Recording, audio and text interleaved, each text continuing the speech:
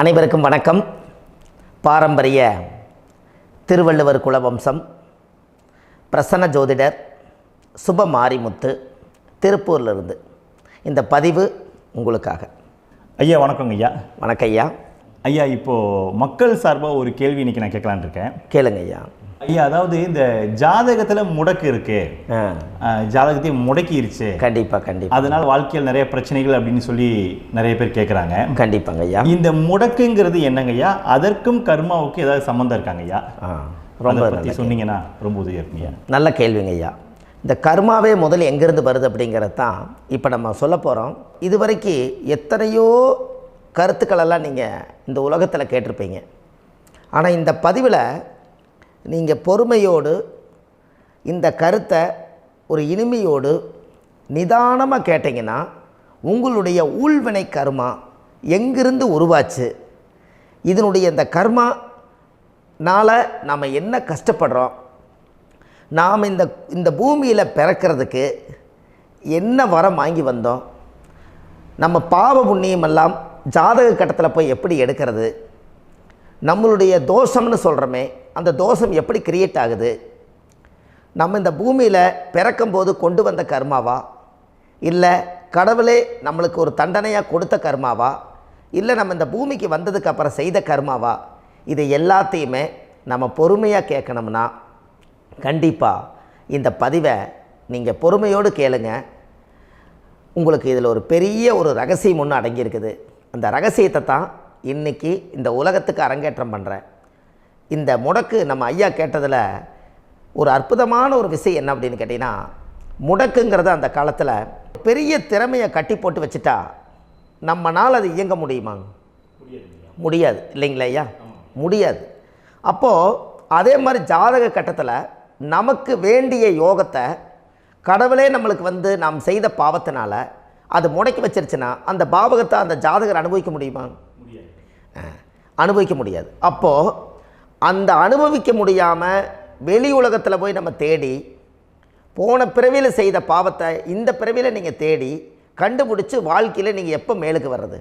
அப்போது அந்த கர்மா 12 ராசி கட்டத்துக்குள்ள 27 நட்சத்திரத்தில் 9 கிரகங்களுக்குள்ள ஒரு பெரிய ஒரு ஆத்துமாத்துமான கர்மா, உங்கள் பூர்வ ஜென்ம கர்மா இதுக்குள்ளே எங்கேயோ ஒரு இடத்துல முடங்கியிருக்குது.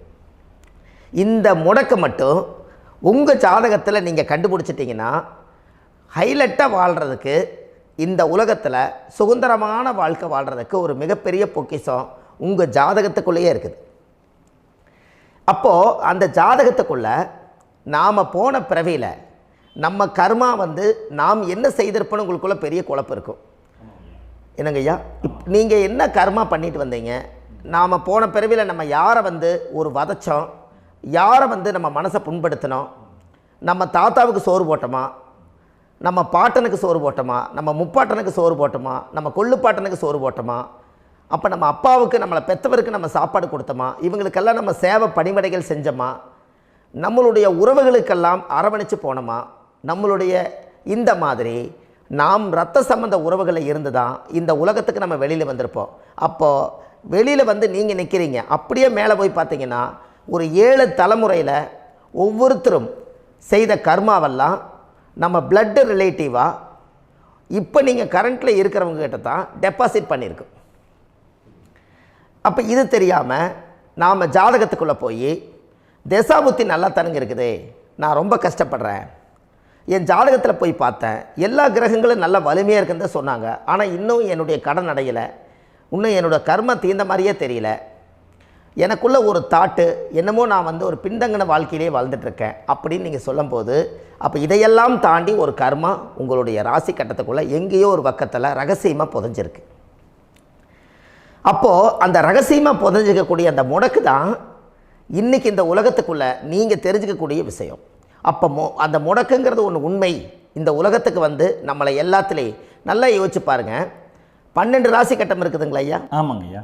ஆனால் கிரகம் எத்தனை இருக்குதுங்க? 9 தான் இருக்குங்க ஐயா. ஆமாம், 12 ராசிக்கு 12 கட்டத்துக்கு 12 கிரகம் கொடுத்துருக்கலாமல்ல கடவுள். அப்போ ஏன் 3 கட்டத்தை மட்டும் எம்டி பண்ணி மீதி 9 கிரகத்தை வச்சுக்கிறாருன்னா, அப்போ நாம் செய்த 3 தலைமுறை கர்மாவுக்கு அது எந்த கட்டம் பிளாக் ஆகுதோ அந்த கட்டத்துக்குள்ளே ஏதோ ஒரு ரகசியம் இருக்கிறனால தானே எங்கேயோ ஒரு பக்கத்தில் நீங்கள் கண்டிப்பாக கர்மாவில் மாட்டுவீங்கிறது கடவுளே படைச்சு தானே இதை உருவாக்கியிருக்காரு. 12 ராசிக்கு 12 கட்டம் கொடுத்துருந்தா எங்கே நீங்கள் சுற்றி வந்தாலும் ஏதோ ஒரு வீட்டுக்குள்ளே போய் உட்காந்துக்கலாம்.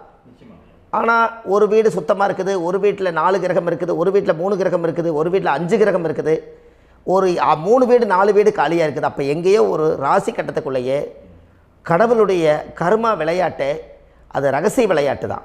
அப்போது இந்த இடத்துல தான் உங்கள் ஜாதகத்தில் முடக்கு இருக்குது.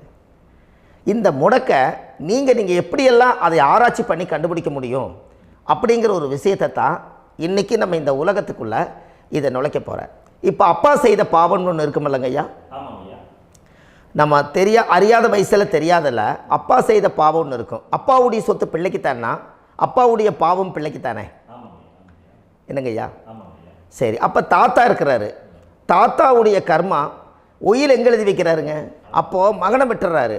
அப்போ தாத்தா மாதிரியே முகம் இருக்குது, தாத்தா மாதிரியே அவருடைய நடை உடை பாவனை இருக்குது, அவர் தாத்தாவுடைய ஜீனு தான் அப்படின்னு இவர் சொல்லும்போது, அப்போ தாத்தாவுடைய சொத்து பேரனுக்கு சொந்தம்னா தாத்தாவுடைய பாவம் எங்கே போகுங்க? Very good. அப்போ அப்போது இந்த கர்மா எப்படி டிரான்ஸ்ஃபர் ஆகுதுன்னு உங்களுக்கு தெரியுதா?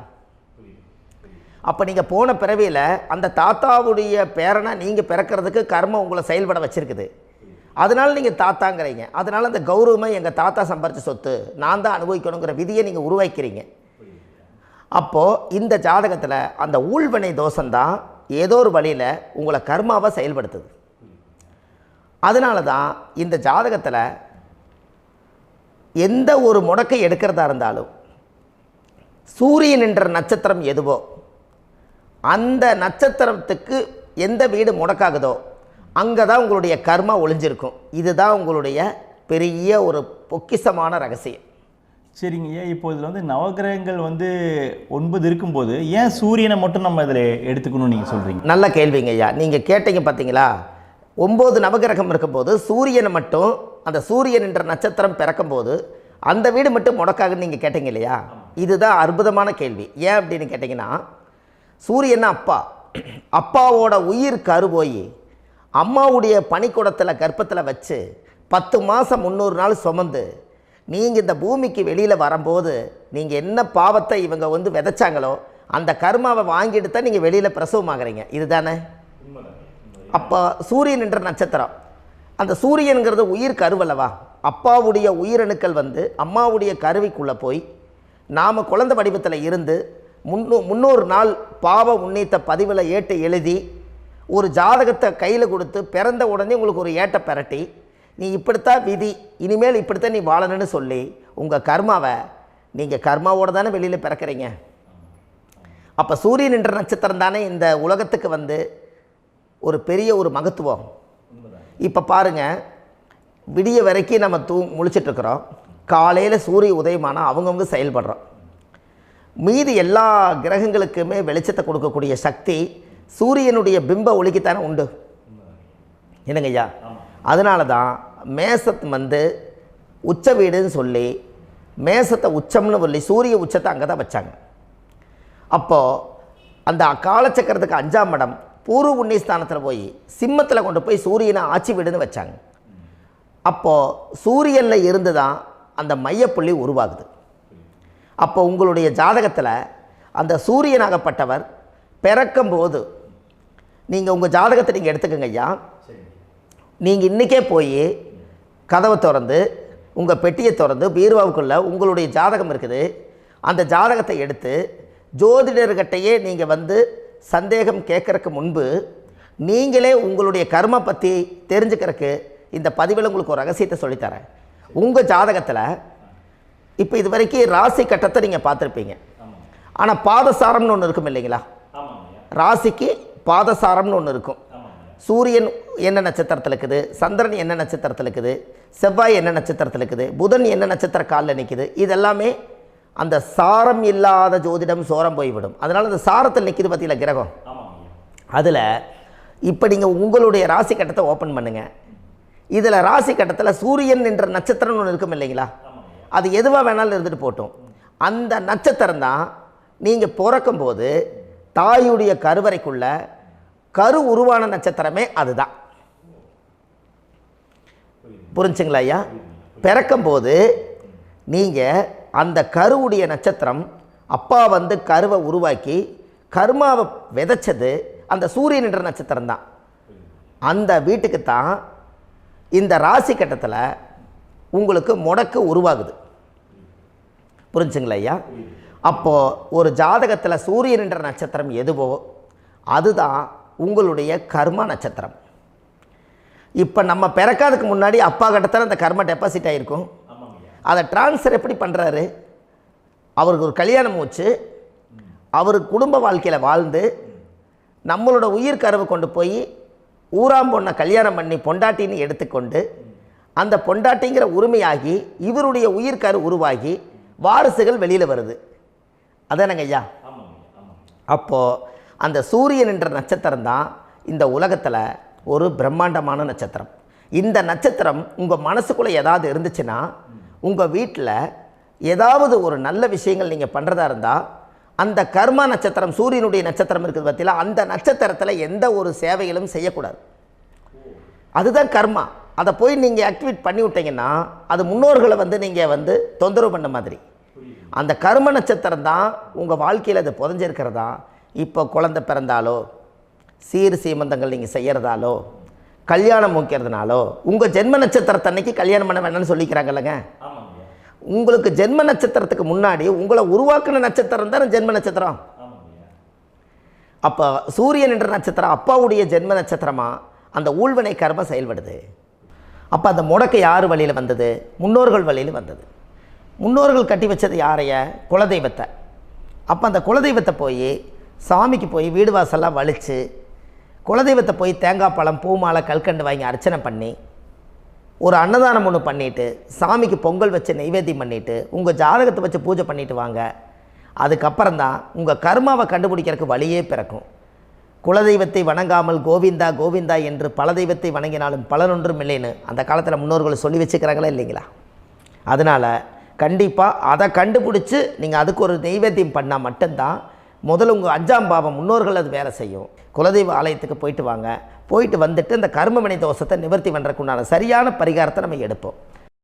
அப்போது உண்மையாலுமே ஒரு ராசி கட்டத்துக்குள்ளே இந்த மாதிரி ஒரு அந்த கர்ம தோஷம் இருப்பதனால இந்த கர்மா தோஷத்துக்கு அந்த முடக்க தோஷங்கிறத நீங்கள் எடுத்து அதை கண்டுபிடிச்சி அந்த சூரியன் என்ற நட்சத்திரம் எந்த ராசி கட்டத்தில் போய் முடக்காயிருக்குதோ அந்த முடக்கு எந்த பாவகம் வந்து நம்மளுக்கு லாக் ஆகிருக்குதோ அந்த பாவகத்துக்கு உண்டான பரிகாரங்கள் அதுக்குரிய ஸ்தலங்கள் அந்த கோவில்களில் போய் சுவாமிக்கு தேங்காய் பழம் பூமாலை கல்கண்டு வாங்கி அர்ச்சனை பண்ணி நீங்கள் இந்த கோவிலுக்குள்ளே போய் உட்காந்து சாமி கும்பிட்டு வந்தீங்கன்னா உங்களுடைய ஜாதகத்தில் இருக்கக்கூடிய அந்த முடக்கு தோசை நீங்கி வாழ்க்கையில் நீங்கள் எதை சாதிக்க வந்தீங்களோ அந்த சாதனையை நீங்கள் சாதிச்சிட்ருப்பீங்க.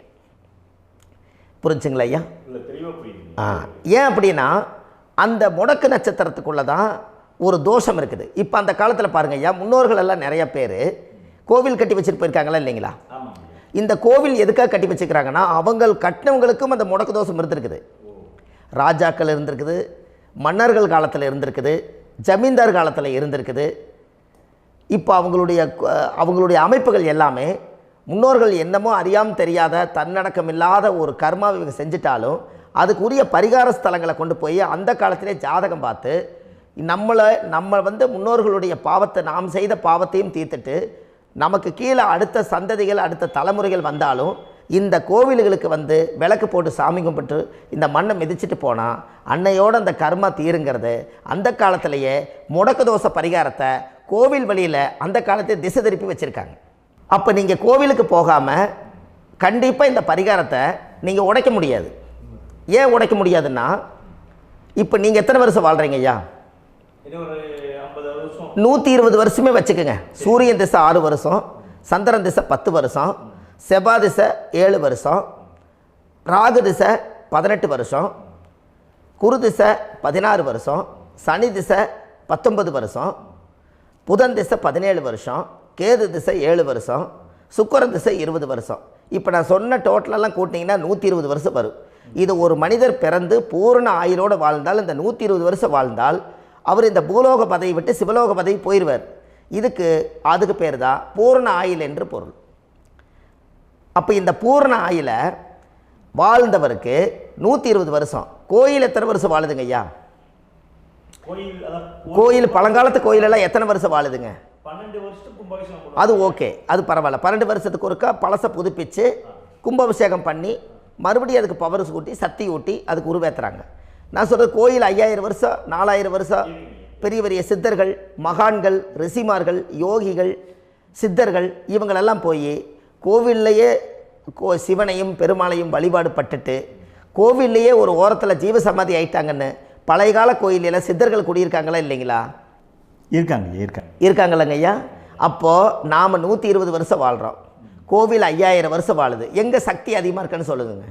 கோவிலில் தாங்க ஐயா. கோயில் தான், அதில் ஒன்றும் மாற்றம் இல்லைங்களே. கோயில் தாங்க. அப்போ கோவிலில் தான் அந்த சக்தி இருக்குதுன்னு நீங்கள் சொல்கிறீங்க. அப்போ உங்களுடைய கர்மாவை உடைக்கிறதுக்கு 120 வருஷம் பெருசா 5000 வருஷம் பெருசான்னு சொல்லுங்கள்? 5000 தாங்க. அப்போ 5000 வருஷம் உள்ள அலைகள் வந்து எத்தனை அந்த சிவனுக்கு இப்போ சிவன் கோயிலே உங்களுக்கு முடக்கு தோஷத்துக்கு ஒரு கோயில் வருதுன்னு வச்சுக்கோங்க. அந்த கோவிலில் எத்தனை முடக்குகளுக்கு உண்டான கோவில்கள், எத்தனை பழங்களை ஊற்றி சாமிக்கு அபிஷேகம் பண்ணியிருப்பாங்க, எத்தனை பால் கூட ஊற்றிருப்பாங்க, பன்னீர், தேன், இளநீ, மஞ்சள் நீர், திருமஞ்சனம், அபிஷேகம், பொங்கல், நைவேத்தியம் இத்தனையும் செஞ்சு அந்த சிவனை வந்து சிவனாக பார்த்து அந்த கருவறைக்குள்ள ஒரு கிராணங்கள் வரும்போதும் கூட பாதுகாப்பு பண்ணி வச்சு நல்ல சக்தியோடு அந்த கருவறையை புத்தியோடு அவங்க வேலை செஞ்சு அந்த காலத்தில் வச்சுருக்காங்களா இல்லைங்களா? அப்போது நம்ம வீட்டை அவ்வளோ சுத்தமாக வச்சுருக்க முடியுமா? என்னதான் வாஸ்து இருந்தாலும் முடியாது இல்லைங்களா? அப்போது அவ்வளவு ஒரு பவர்ஃபுல்லான கோவில் அந்த முடக்கு தோஷத்துக்குள்ளே ரகசியமாக அந்த கோயில் அடங்கியிருக்குது. உங்கள் ஜாதகத்துக்குள்ளே உண்மையாலுமே ஊழ்வினை கோயில், கர்மவினை கோயில் அதுக்குள்ளே இருக்குது.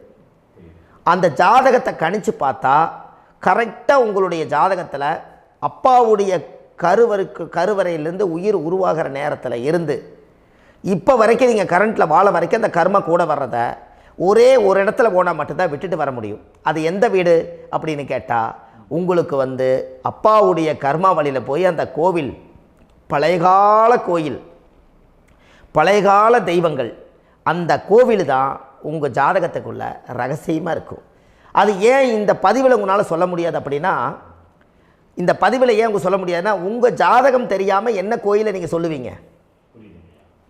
இப்போ பொதுவாக ஒரு நட்சத்திரத்துக்கு ஏதோ ஒரு கோவிலை அவங்க சொல்லி நீங்கள் போயிட்டு வர்றீங்கன்னு வச்சுக்கோங்க. ஆனால் அது வேலை செய்யலைன்னா நம்மளுக்கு என்னங்க இவ்வளோ கஷ்டப்பட்டு போய் அதை பலனடையிலேன்னு கேள்வி கேட்டக்கூடாது. உங்கள் ஜாதகத்தை நீங்கள் கொண்டாங்க, உங்கள் டேட் ஆஃப் பர்த் டயத்தை போட்டு ஜாதகத்தை கணிச்சு நீங்கள் சூரியன் என்ற நட்சத்திரத்துக்கு உங்களுடைய கர்மவினை கோவில் யார், உங்களுடைய முடக்கு யார், ஊழ்வனை தோஷத்துக்கு உண்டானவர் யார், தாய் வழி கர்மா யார், தந்தை வழி கர்மா எது, நீங்கள் பிறக்கும்போது வந்த கர்மா என்ன, இது எல்லாம் கணிக்காமல் பொதுவாக ஒரு கோயிலில் போய் நீங்கள் பாட்டுக்கு சாமி கும்பிட்டு வந்தால் பலன் எப்படி கிடைக்கும்? கண்டிப்பாக கிடைக்காதுங்க ஐயா. என்னங்க ஐயா? அது தெரிஞ்சு பண்ணாதான் சரியா? ஒரு டாக்டர்கிட்ட போகிறீங்க, என்னை அப்படியே ஸ்கேன் பண்ணி ஒரே ஒரு மாத்திரை கொடுங்கன்னு கேட்டால் டாக்டர் கொடுப்பாருங்களா? அவர் என்ன பிரச்சனை இருக்குதோ அதை முதல்ல கண்டுபிடிச்சி ஸ்கேன் பண்ணி பார்த்து ரிப்போர்ட் எடுத்து அது மூலியமாக தான் கொஞ்சம் எடுத்து ஐயா உங்களுக்கு இந்த பிரச்சனை, இதுக்கு தீர்வுக்கு இதுக்குண்டான மெடிசன், இது இப்படித்தான் சாப்பிடணும்னு அது முறையாக சொல்லி அந்த உயிர் வாழ வைக்கிறாரு டாக்டர். அவர் ஒரு தெய்வ வடிவத்தில்.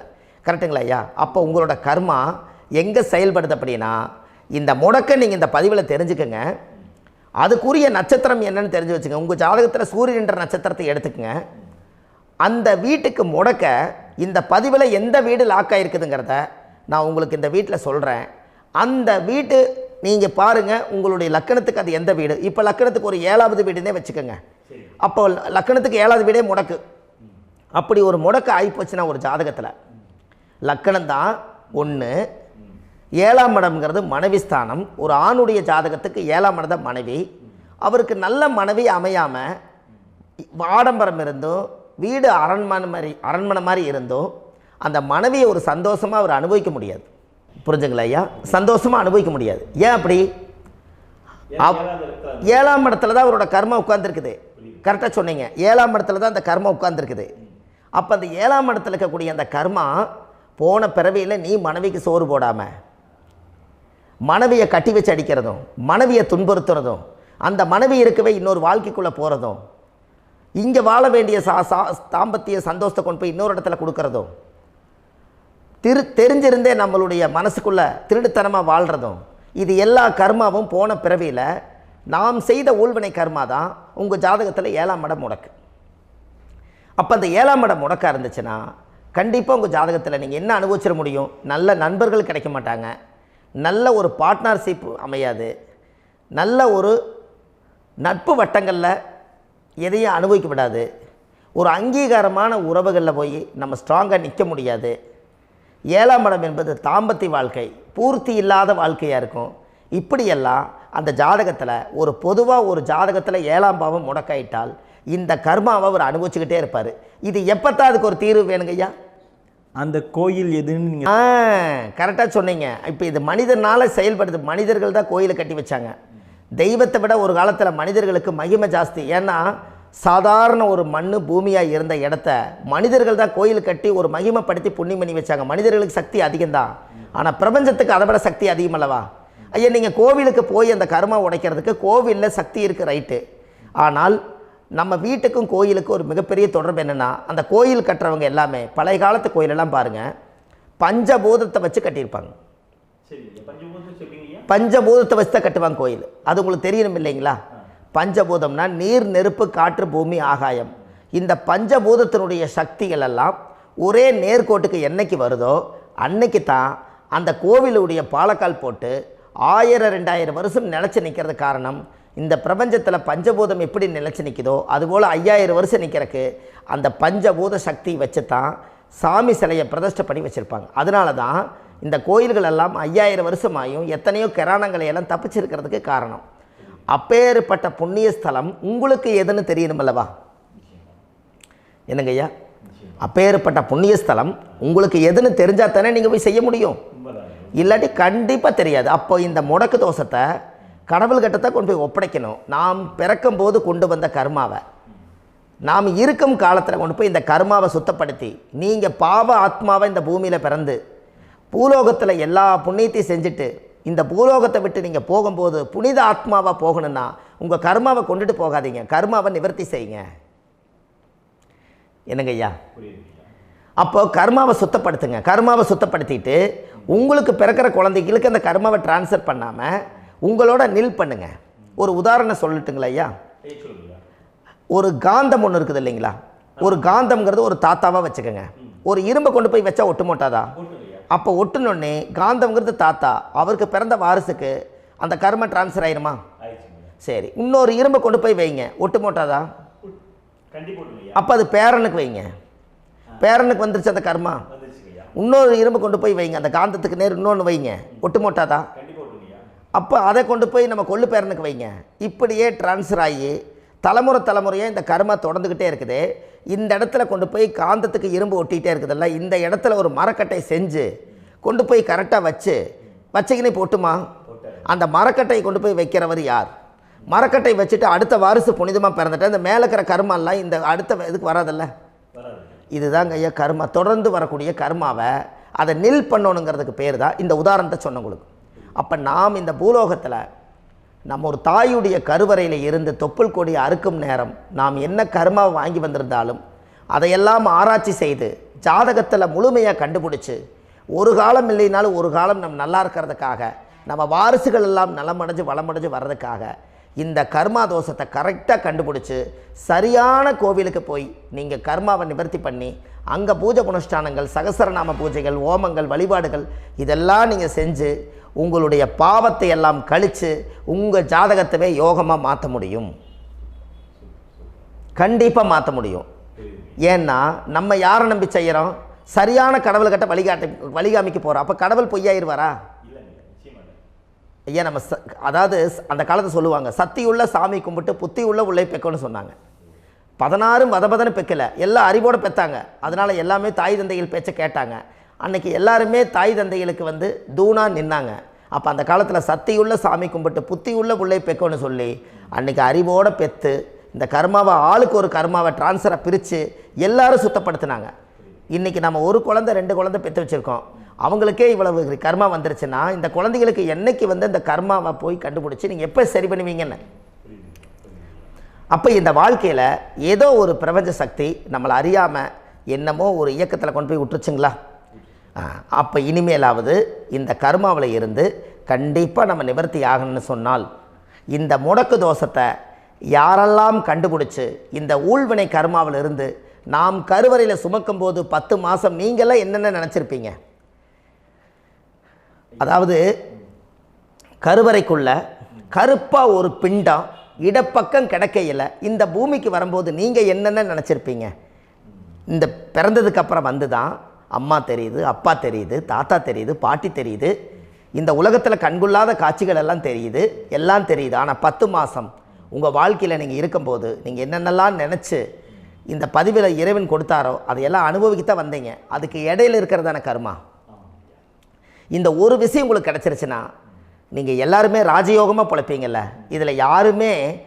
இதில் ஏழை பணக்கார யாரையுமே சொல்ல வரல. அவங்க பிறக்கும்போது புண்ணியத்தை பொறுத்து தான் போன ஜென்மத்தில் நம்ம என்ன புண்ணியங்கள் பண்ணி வச்சோமோ அந்த புண்ணியத்தில் இன்றைக்கி நல்லா வாழ்கிறாங்க. ஒருத்தர் கேட்டார், என் ஜாதகத்தில்ங்க எங்கூட படித்தவர் இடம் வாங்கிட்டார், வீடு வாசல் கட்டிட்டார், தொழில் பண்ணிட்டார், நல்லா இருக்கார், ஆனால் நான் இன்னும் அப்படியே தான் இருக்கிறேங்கன்னு ஒருத்தர் கேட்டார். அதுக்கு ஒரு கருத்து என்னென்னா, டேட் ஆஃப் பர்த் ஒன்று தான், டைம் ஒன்று தானே வச்சுக்கோங்க. அவங்க அப்பா செஞ்ச புண்ணியம் வேறு, நீங்கள் செஞ்ச பாவங்கள் வேறு. அவர் செஞ்ச புண்ணியத்தினால அவருக்கு எல்லாமே முன்னாடி கிடைக்கிது. நீ கர்மாவெல்லாம் கழிச்சிட்டினா பின்னாடி கிடைக்க போகுது.